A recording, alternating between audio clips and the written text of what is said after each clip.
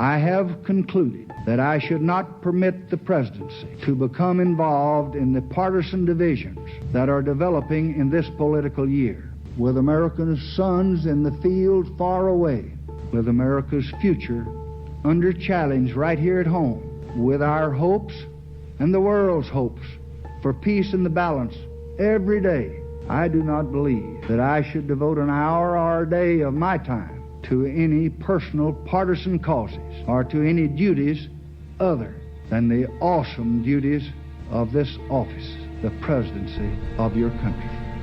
Accordingly, I shall not seek and I will not accept the nomination of my party for another term as your president. To continue to fight through the months ahead for my personal vindication would almost totally absorb the time and attention of both the President and the Congress in a period when our entire focus should be on the great issues of peace abroad and prosperity without inflation at home. Therefore, I shall resign the presidency effective at noon tomorrow.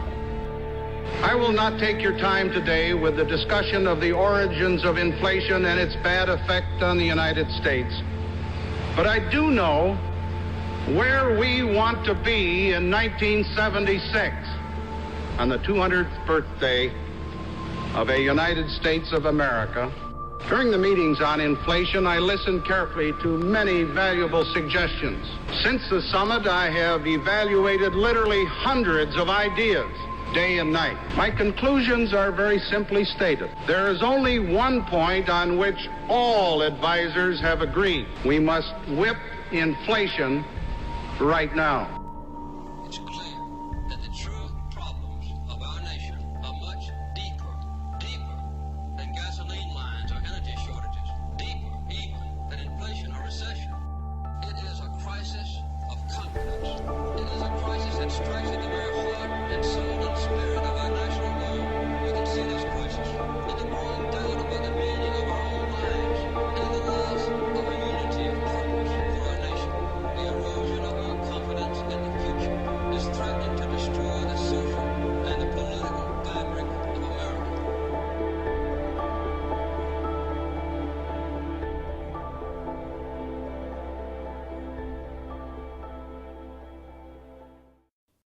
It's Arsenal for Democracy. I'm Bill Humphrey. This is episode 415, the second bonus episode in a roughly monthly series called That 70s Woe, recorded on February 21st, 2022.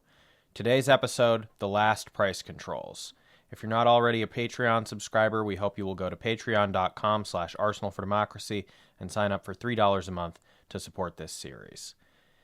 As we discussed in episode 1 of our 1970s series, on August 15, 1971, U.S. President Richard Nixon, more than halfway through his first term, addressed the nation by television for 18 minutes to announce a new economic policy for the country. Its objectives were, quote, to create more and better jobs, to, quote, stop the rise in the cost of living, and to, quote, protect the dollar from the attacks of international money speculators, end quote. Or, more simply, to tackle unemployment, inflation, and international speculation. Officially called the Challenge of Peace speech, it ended up coming to be known as the Nixon Shock, and it included a number of specific immediate policy actions.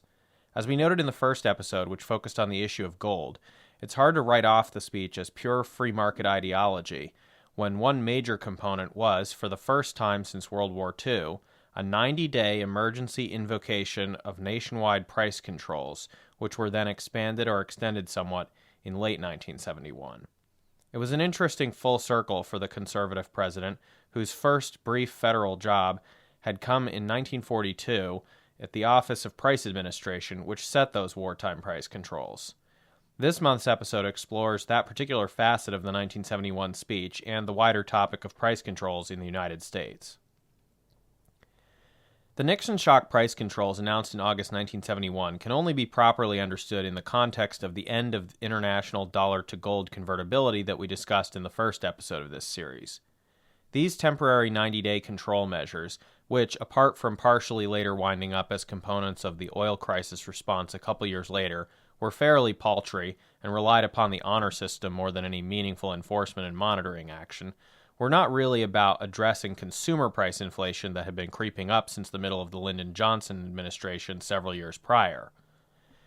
They were merely being put into place to limit the short-term speculative or price gouging fallout of anticipated swings in the value of the U.S. dollar on the global currency markets until the rest of the world and institutional investors calmed down and got a better handle on the new reality. While the suspension of international gold convertibility was also supposed to be a temporary measure, it never did resume.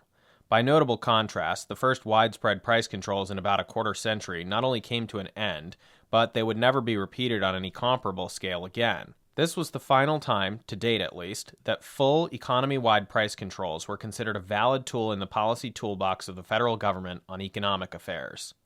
In fact, it is this outlier within the Nixon Shock speech of August 1971 that helps make the speech such an important moment in the coming transition, effectively marking an end to the period before the crisis of the 1970s, and standing in stark contrast with the rest of the responses to the crisis and the economic ideology that was about to harden into place and dominate the 1980s to the present. To illustrate the difference from the early crisis to the late crisis, consider this Carter speech in contrast with the Nixon Shock speech. In October 1978, President Jimmy Carter rejected the notion of, quote, a complicated scheme of federal government wage and price controls on our entire free economic system, end quote, calling it simple, familiar, and too extreme. He also said he would oppose, quote, a deliberate recession which would throw millions of people out of work, end quote, because, quote, both of these extreme proposals would not work and they must be rejected, end quote. But as we know, in fact, his appointee, Federal Reserve Chairman Paul Volcker, pursued the second option a year later with sharp interest rate hikes beginning in October 1979 that would end up triggering the January 1980 recession, which basically served as the final blow to Carter in the election against Reagan later that year, together with the Iran hostage crisis that began a month after the Fed changes started.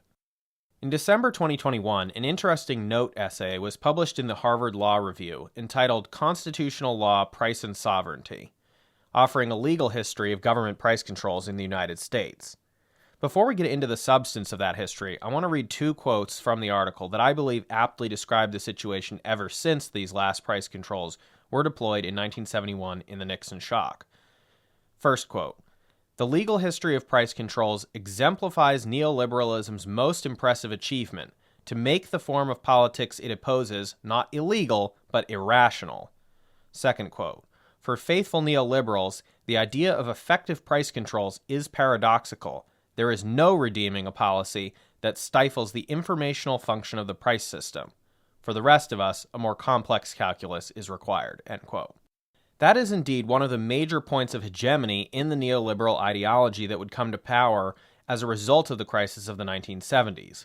The idea that market-driven price signals are such a naturally occurring phenomenon, offering otherwise impossible to obtain information about our reality that we cannot possibly tinker with or manipulate it in any way, and that to do so would be the height of insanity.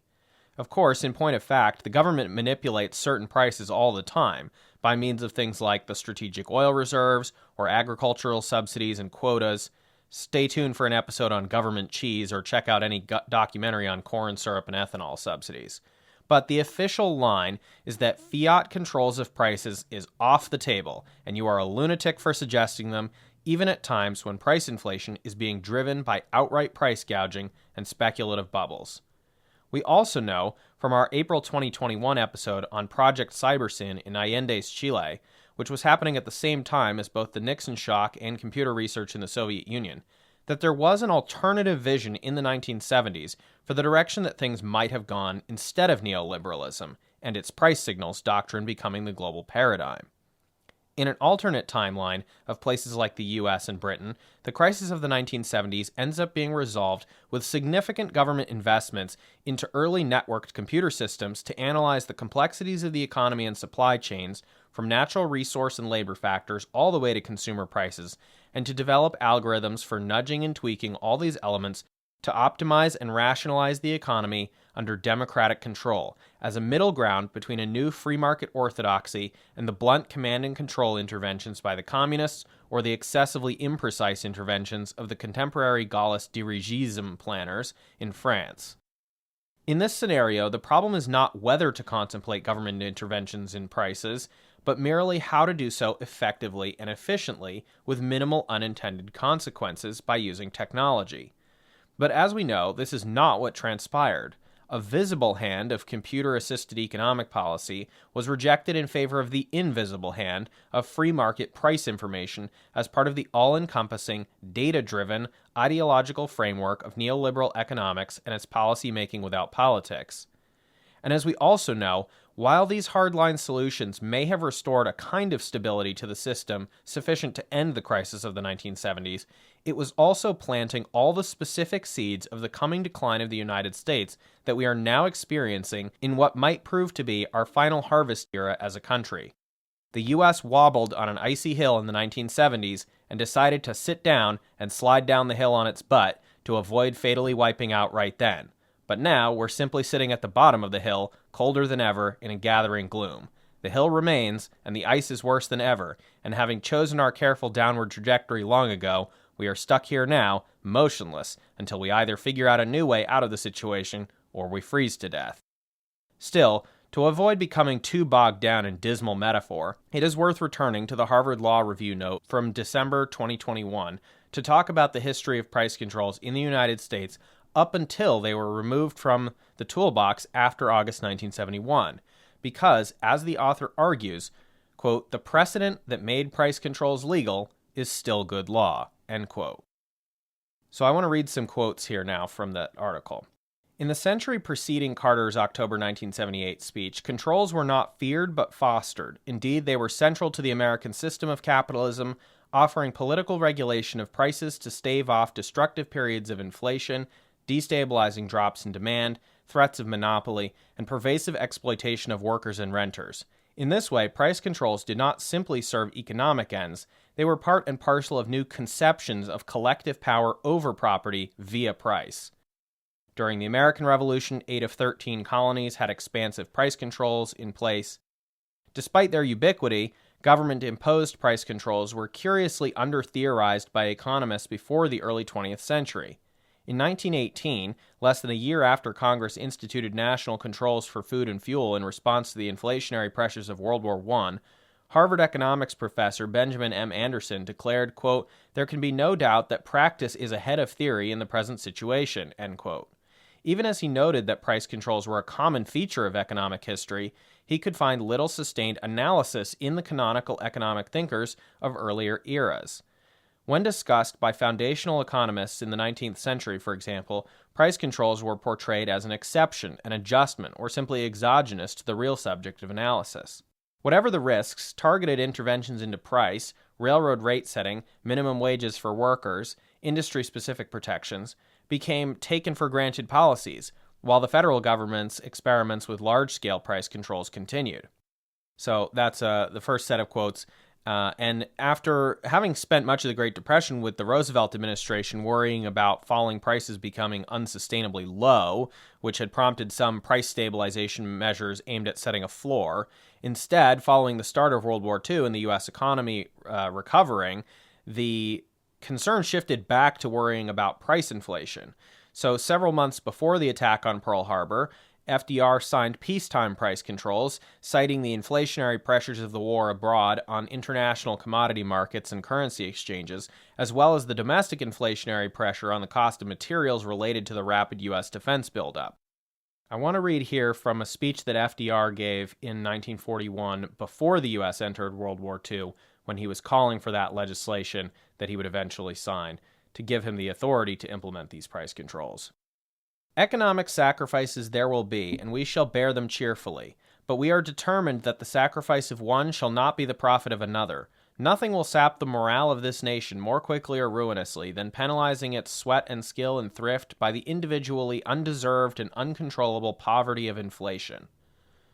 For 12 months, we have tried to maintain a stable level of prices by enlisting the voluntary cooperation of business and through informal persuasive control. The effort has been widely supported because far-sighted business leaders realize that their own true interest would be jeopardized by runaway inflation. But the existing authority over prices is indirect and circumscribed and operates through measures which are not appropriate or applicable in all circumstances. It has further been weakened by those who purport to recognize the need for price stabilization, yet challenge the existence of any effective power. In some cases, moreover, there has been evasion and bootlegging. In other cases, the Office of Price Administration and Civilian Supply has been openly defied. Faced now with the prospect of inflationary price advances, legislative action can no longer prudently be postponed. Our national safety demands that we take steps at once to extend, clarify, and strengthen the authority of the government to act in the interest of the general welfare. Legislation should include authority to establish ceilings for prices and rents, to purchase materials and commodities when necessary, to assure price stability, and to deal more exclusively with excesses in the field of installment credit. To be effective, such authority must be flexible and subject to exercise through license or regulations under expeditious and workable administrative procedures.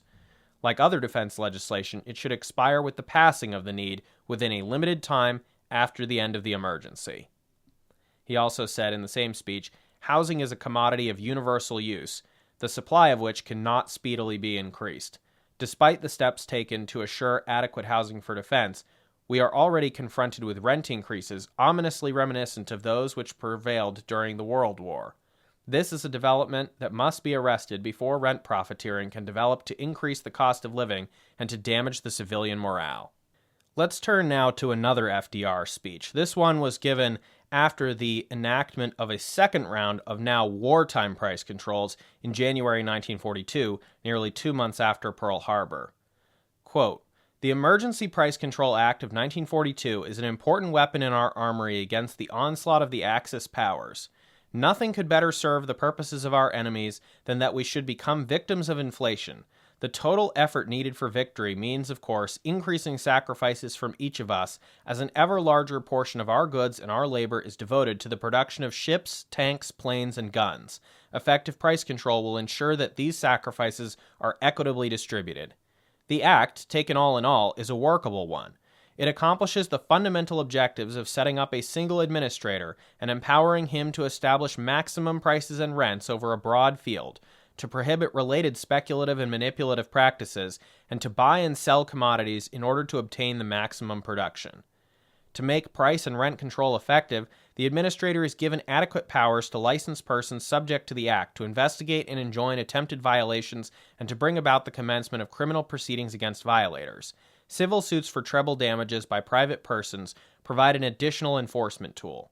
But a price control measure must fall far short of being a democratic instrument if it fails to surround the individual with safeguards against ill-considered or arbitrary action. This act, while granting the administrator broad powers, imposes upon him a responsibility of equal breadth for fair play. He must, so far as is practicable, consult with industry members before issuing price regulations, and must accompany each such regulation by a statement of the considerations upon which it is based. The provisions for adjustment assure flexibility in administration. Persons adversely affected by an order have a speedy and effective remedy in the Emergency Court of Appeals. The enactment of price control legislation does not mean that the battle against inflation has been won. I have doubts as to the wisdom and adequacy of certain sections of the Act, and amendments to it may become necessary as we move ahead. Moreover, price control legislation alone cannot successfully combat inflation. To do that, an adequate tax and fiscal program, a broad savings program, a sound production program, and effective priorities and rationing program are all needed. Quoting again from the Harvard Law Review note, by the end of World War II, the Office of Price Administration, OPA, created by the Emergency Price Control Act of 1942, EPCA, had issued regulations controlling prices for 90% of commodities and regulating rents for, quote, practically the entire country, end quote. The 3-year-old OPA was home to an enormous administrative apparatus employing nearly 65,000 federal workers, more than the Departments of Justice, State, and Labor combined. And as part of the combined federal and private enforcement regime instituted by the EPCA, civil and criminal actions for violations of price control regulations occupied 10% of the federal docket. The Emergency Court of Appeals, an Article III court established by the EPCA and designed to circumvent 11 separate circuits, was routinely batting down challenges to price orders with the Supreme Court's tacit assent. In 1945, it was no exaggeration to say that the government controlled the economy through price setting and enforced its control in compliant courts. Now, the article goes on to say, when President Nixon faced a new round of inflation in the 1970s, he too turned to price controls. Nixon's program initially relied on a slender statutory basis, the Economic Stabilization Act of 1970, which provided that the president is authorized to issue such orders and regulations as he may deem appropriate to stabilize prices, rents, wages, and salaries at levels not less than those prevailing on May 25, 1970. But it came to impact every aspect of the economy. As in World War II, executive authority to set prices was insulated from judicial review by an emergency court of appeals. The note article then returns to the beginning of modern price controls and case law around them from the start of the Second Industrial Revolution, beginning on something I think we've actually discussed in an episode years ago on the Granger movement's advocacy for government regulations limiting the rates that railroads and grain warehouses could charge to farmers. The 1869 State Constitution of Illinois enshrined a dramatic new government authority. Quote, all elevators or storehouses where grain or other property is stored for a compensation are declared to be public warehouses, end quote. I'm now going to quote at length from the Harvard Law Review note on the result of this state constitutional provision and the ensuing U.S. Supreme Court ruling. After the convention concluded, the Illinois General Assembly quickly took up the Constitution's call. The resulting state law required grain warehouses in cities with more than 100,000 inhabitants to charge no more than the legislatively set maximum rates, between 1/2 and 2 cents per bushel, depending on the quality of the grain and the length of storage, or face criminal sanction. In 1872, Ira Munn and George Scott, two owners of a Chicago grain elevator, refused to comply. They charged prices agreed upon by their ostensive competitors rather than those established by law. They were indicted, found guilty, fined $100, and appealed. At the Supreme Court, their local protest spurred the articulation of starkly different conceptions of price, property, and sovereign power in federal constitutional law. Writing for the court, Chief Justice Waite admitted the prevailing view, that price was a private prerogative. Quote, there is no doubt that the general principle is favored, both in law and justice, that every man may fix what price he pleases upon his own property, or the use of it, and he cited an 1810 Supreme Court ruling. But he argued private price setting was better understood as a sort of privilege, one that adhered only to certain types of property in particular circumstances. Indeed, he insisted it was wrong to conceptualize popularly enacted price controls as a deprivation of private property under the newly enacted 14th Amendment of the U.S. Constitution. Chief Justice Waite argued, when one devotes his property to a use in which the public has an interest, he in effect grants to the public an interest in that use, and must submit to be controlled by the public for the common good, to the extent of the interest he has thus created. Thus, property, though presumptively private, was potentially subject to private control whenever it was, quote, used in a manner to make it of public consequence. In an impassioned dissent, Justice Field rejected this formulation of property rights. Steeped in classical liberalism, he considered the legal status of property to be permanent, if not pre-political. As such, no emanation of popular will could transmogrify its nature. Declaring property to be public did not render it so. He explained, quote, there is no magic in the language, though used by a constitutional convention, which can change a private business into a public one, or alter the character of the building in which the business is transacted. One might as well attempt to change the natures of colors by giving them a new designation. End quote. And, he argued, well-established protections for property in the Due Process Clause extended beyond just title and possession. They must include use and the fruits of that use. The constitutional guarantee does not merit the encomiums it has received.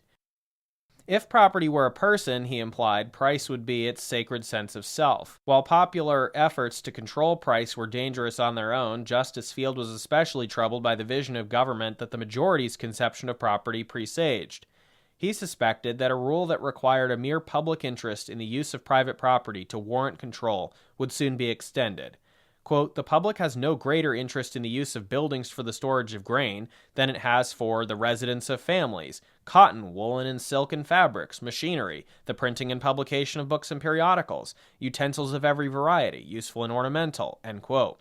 He feared that under the majority's rule, there is hardly an enterprise or business that could not have its prices set by the legislature. And though, he noted, the majority did not sanction the stripping of title, its condoning of the control of price effectively made private property the subject of sovereign will. In his view, the legislation upheld by the court was, quote, nothing less than a bold assertion of absolute power by the state to control at its discretion the property and business of the citizen, end quote. If Justice Field's vision of government sprang from the sanctity of private property, Chief Justice Waite's conception descended from the acts that established the collective sovereign. As Chief Justice Waite explained, quote, "When one becomes a member of society, he necessarily parts with some rights or privileges, which, as an individual not affected by his relation to others, he might retain.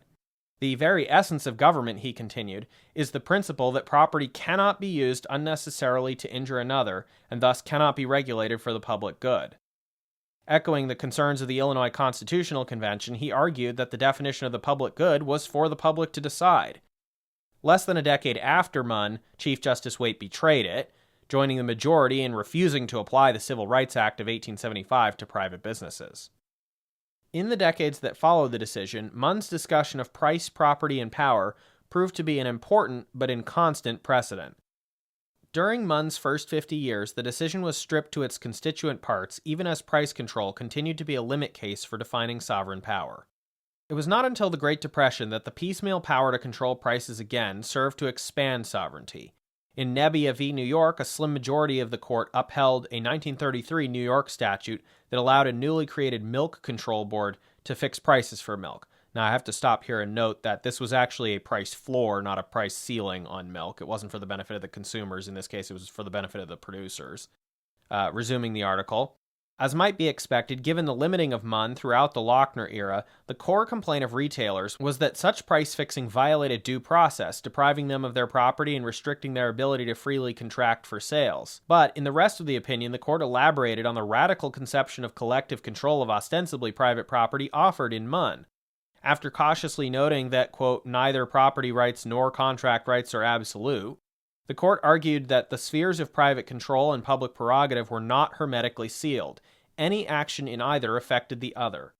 When a conflict arose, the court argued, quote, "subject only to constitutional restraint, the private right must yield to the public need," end quote. The court resisted the idea that price was, quote, "particularly sacrosanct," end quote. Nothing in the Due Process Clause suggested a difference between indirect regulation that impacted prices and direct price setting. Turning the ambiguity of Munn's holding into an advantage, the court argued that any business that might impact the public good could be regulated via price controls. Now, the article discusses one of the ongoing economic debates on whether emergency price controls create a boomerang problem where price inflation suddenly surges after controls suddenly end after the emergency, and whether or not phased rollbacks can manage this problem. But this debate itself highlights how much of the discussion of price controls has focused on emergency situations, rather than exploring their potential long-term deployment, a prospect that neoliberals regard with a kind of cosmic horror that doesn't allow them to even consider the idea. The article mentions the 1921 Supreme Court ruling in Block v. Hirsch, which upheld temporary emergency housing rent control in the District of Columbia, related to the instability of World War I and its immediate aftermath. In 1944, the Supreme Court also upheld the 1942 wartime price controls as being similarly an appropriate emergency measure, but they defended it under the presidential war powers of the Constitution. In another case that year, once again dealing with wartime rent control, the court sternly observed that, quote, "a nation which can demand the lives of its men and women in the waging of that war is under no constitutional necessity of providing a system of price control on the domestic front which will assure each landlord a fair return on his property," end quote. The article notes that in very clear contrast to these three cases, the Nixon Shock price controls, authorized in August 1970 and implemented in August 1971, did not include any official link to the Vietnam War, although the administration could have cited this as a justification if they had wanted to. So, despite falling during a significant war, they are generally regarded as peacetime price controls. The courts were, nevertheless, fairly dismissive out of hand of challenges from both companies and labor unions seeking pay rises to these 1971 price controls, on the basis that the rest of the government could basically declare emergencies and enact emergency measures whenever they felt a need, which is interesting. At the end of 1971, the Democratic Congress extended the 1970 authorizations for executive price controls, citing a grab bag of justifications, including, but certainly not limited to, Nixon's originally cited emergency situation of August 1971, which was the end of dollar-to-gold convertibility and the potential for currency market panics to affect the domestic economy. Quote, "It is hereby determined that in order to stabilize the economy, reduce inflation, minimize unemployment, improve the nation's competitive position in world trade, and protect the purchasing power of the dollar, it is necessary to stabilize prices, rents, wages, salaries, dividends, and interest. The adjustment necessary to carry out this program require prompt judgments and actions by the executive branch of this government." End quote. The reauthorization law also created a temporary emergency court of appeals for disputes over the price controls, which ended up hanging around a lot longer than the price controls because of the later recurring oil crises. And that special appeals court didn't actually fully disappear until the 1990s, long after the economy-wide controls themselves were gone. So, as mentioned earlier, those Nixon Shock price controls of 1971, parts of which were extended through 1973 and then rolled into the oil crisis controls, mark the last use of wide-ranging, direct fiat controls on prices in U.S. government policy to date. But rising prices remained one of the biggest animating concerns of American politicians and presidents throughout the crisis of the 1970s. Setting aside things like strategic oil reserves or farm subsidies, and setting aside demand-side government control attempts like those seen in the oil crisis, which we can talk about in a different episode, what is the approach taken after the resolution of the crisis of the 1970s? What is the response from the 1970s onward, so that we can compare and contrast to the situation of the 1970s? The price signal theory that provides one foundation of neoliberalism's ideological commitment to opposing government interference in market prices was a theory probably most clearly articulated by the Austrian neoclassical economist F.A. Hayek, or at least as reinterpreted and riffed on later by neoclassical liberal economists like Milton Friedman in the reactionary Chicago school that was coming into dominance over the course of the 1970s. Although price signal theory had been kicking around since the 1930s, the specific writing that later neoliberals often cited was Hayek's 1945 essay, published a quarter century before the crisis of the 1970s and definitely published before any mainstream academic understanding of the potential power and capacity of computers and computer networks, entitled The Use of Knowledge in Society. It was a work intended to put to bed the feasibility of rational central planning and to demonstrate the superiority of market-driven pricing, and thus production, of goods and services. From our vantage point today, as leftists in the third decade of the 21st century, the essay's insistences on what is or isn't feasible seem quaint and outdated, especially because major corporate bureaucracies ended up adopting internal computer-assisted central planning themselves. But the worldview with regard to the role of government in all of this, as articulated in the 1945 essay, unfortunately remains the basis of the hegemonic ideology that we live inside and under every day. Here are some notable passages from the essay that give the gist of Hayek's arguments. One reason why economists are increasingly apt to forget about the constant small changes which make up the whole economic picture is probably their growing preoccupation with statistical aggregates, which show a very much greater stability than the movements of the detail. The comparative stability of the aggregates cannot, however, be accounted for, as the statisticians occasionally seem to be inclined to do, by the law of large numbers, or the mutual compensation of random changes. The number of elements with which we have to deal is not large enough for such accidental forces to produce stability. The continuous flow of goods and services is maintained by constant deliberate adjustments, by new dispositions made every day in the light of circumstances not known the day before, by B stepping in at once when A fails to deliver. Even the large and highly mechanized plant keeps going largely because of an environment upon which it can draw for all sorts of unexpected needs. Tiles for its roofs, stationery for its forms, and all the 1,001 kinds of equipment in which it cannot be self-contained and which the plans for the operation of the plant require to be readily available in the market. That is perhaps also the point where I should briefly mention the fact that this sort of knowledge with which I have been concerned is knowledge of the kind which by its nature cannot enter into statistics and therefore cannot be conveyed to any central authority in statistical form. The statistics which such a central authority would have to use would have to be arrived at precisely by abstracting from minor differences between the things, by lumping together, as resources of one kind, items which differ as regards location, quality, and other particulars, in a way which may be very significant for the specific decision. It follows from this that central planning based on statistical information by its nature cannot take direct account of these circumstances of time and place, and that the central planner will have to find some way or other in which the decisions depending on them can be left to, quote, the man on the spot. If we can agree that the economic problem of society is mainly one of rapid adaptation to changes in the particular circumstances of time and place, it would seem to follow that the ultimate decisions must be left to the people who are familiar with these circumstances, who know directly of the relevant changes and of the resources immediately available to meet them. We cannot expect that this problem will be solved by first communicating all this knowledge to a central board, which, after integrating all knowledge, issues its orders.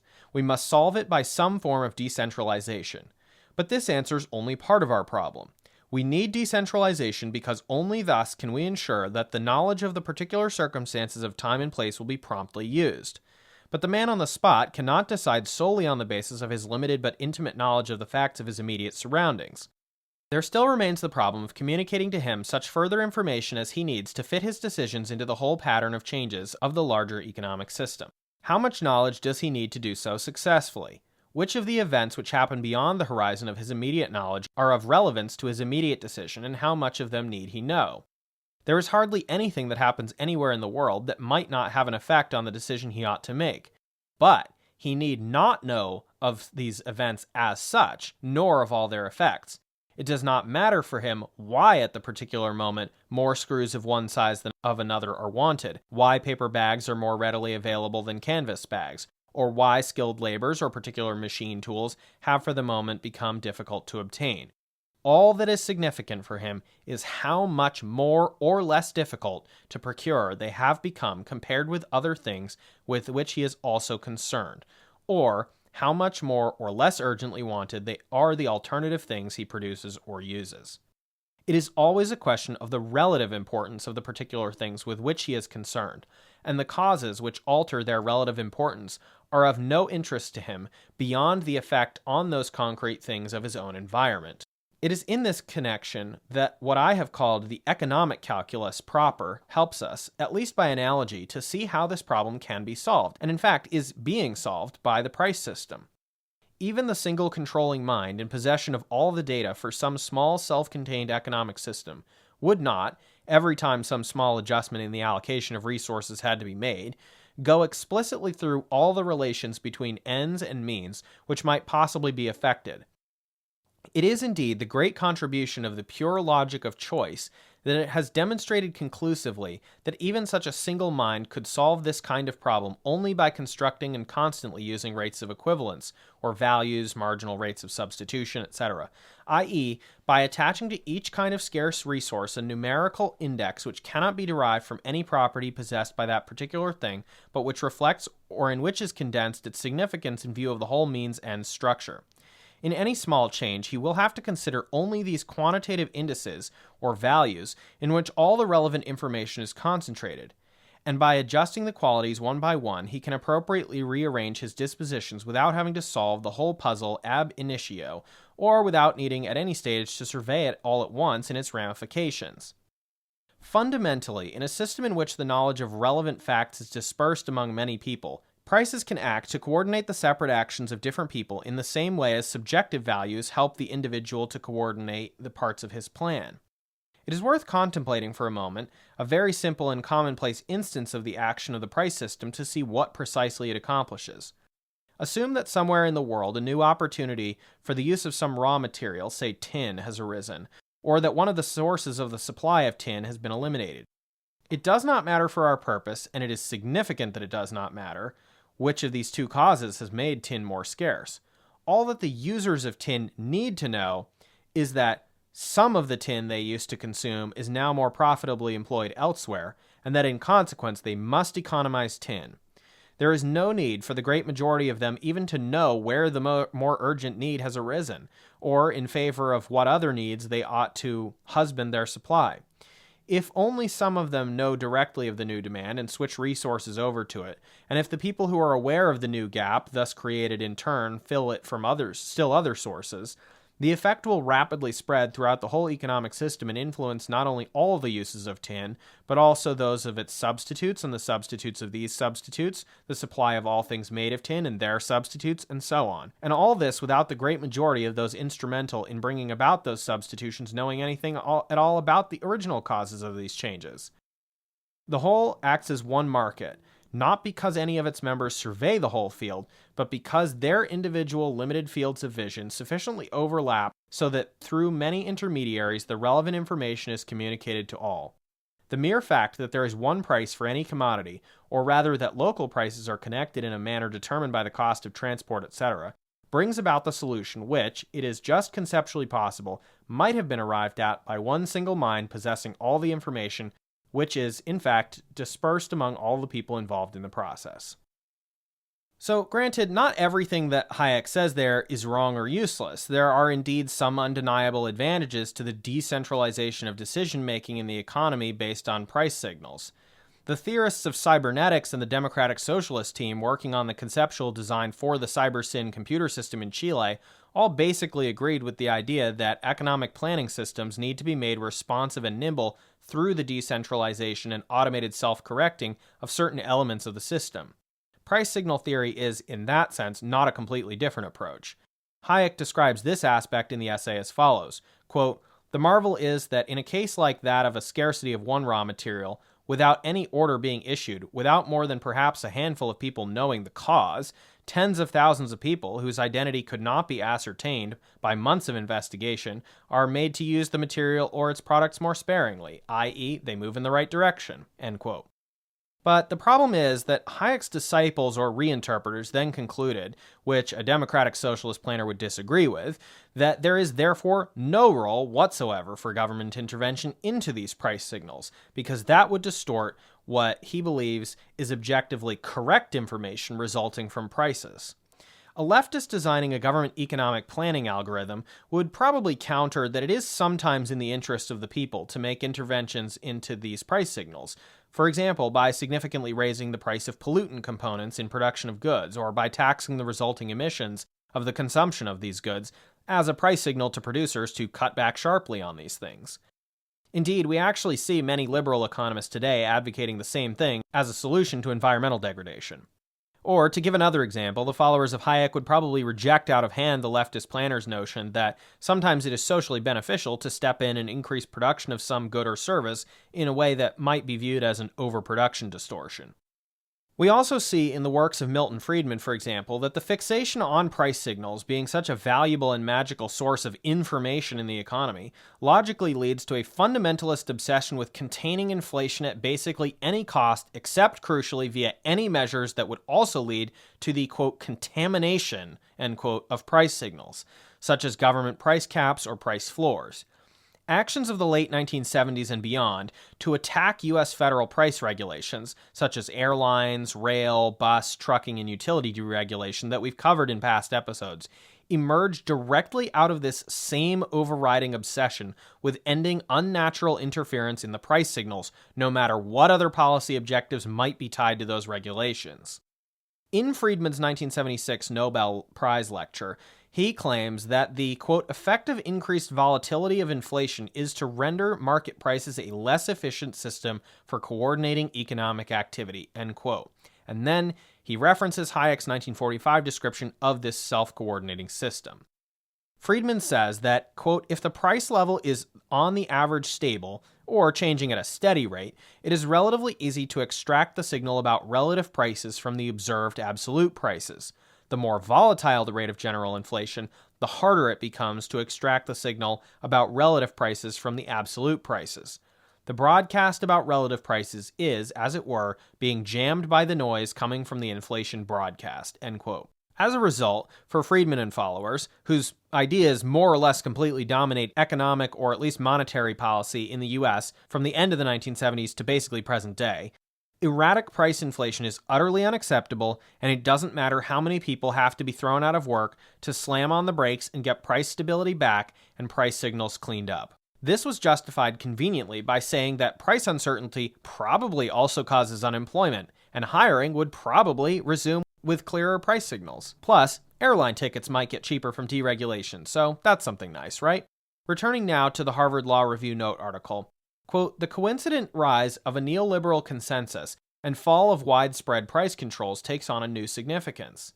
Price controls represented not just an inadequate solution to inflation and other social problems they also signaled the success of a conception of popular sovereignty over private property or capital, anathema to the freedom of and through the market prized by neoliberalism. Friedman, in his most famous 1960s polemic, said, quote, price controls, whether legal or voluntary, if effectively enforced, would eventually lead to the destruction of the free enterprise system, and they would not even be effective in preventing inflation, end quote. In another section of the Note article, the author writes that, quote, the conception of sovereignty the court's price control jurisprudence described has now all but disappeared. Instead of conceiving the economy as something always subject to sovereign control, the free market has been posited as the superior method of achieving just outcomes, of distributing resources, of governing, end quote. Another problem is that price signal theories assume, or at least pretend to assume, a greater decentralization in the source of the price signals through free market competition of various unrelated and uncoordinated enterprises large and small, or even in Hayek's mind down to the level of individuals. There is one particular section of the Hayek essay that is worth quoting from as an illustration of the absurdly unrealistic premise underlying the laissez-faire neoclassicism of just letting prices adjust themselves without interference, but also as an admission of the current leftist observation that economic planning is a question of by whom, not whether it will be undertaken. Quote, what the various ways in which the knowledge on which people base their plans is communicated to them is the crucial problem for any theory explaining the economic process, and the problem of what is the best way of utilizing knowledge initially dispersed among all the people is at least one of the main problems of economic policy, or of designing an efficient economic system. The answer to this question is closely connected with that other question which arises here, that of who is to do the planning. It is about this question that all the dispute about economic planning centers. This is not a dispute about whether planning is to be done or not, it is a dispute as to whether planning is to be done centrally, by one authority for the whole economic system, or is to be divided among many individuals. Planning, in the specific sense in which the term is used in contemporary controversy, necessarily means central planning, direction of the whole economic system according to one unified plan. Competition, on the other hand, means decentralized planning by many separate persons, end quote.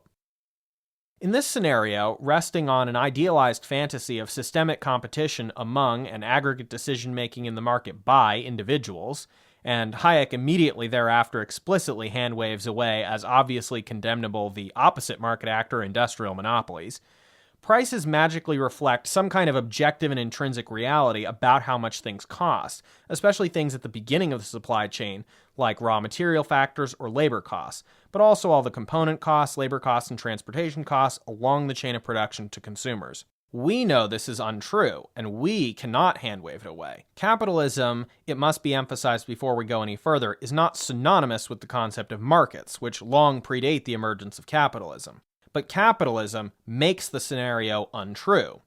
Capitalism, by definition, already builds in an extra padding and markup at every stage to provide a carve-out for profits to the ownership class. We also know that the capitalist class coordinates extensively against the competitive impulse to manipulate prices from one end of the chain of production to the other. At the consumer end, these companies explicitly or implicitly form cartels with each other, if they have not already achieved monopoly status, to jack up prices based on nothing other than their ability to do so without significantly suppressing consumer demand for their inelastically needed products, and based on greed for higher profits to shareholders per unit.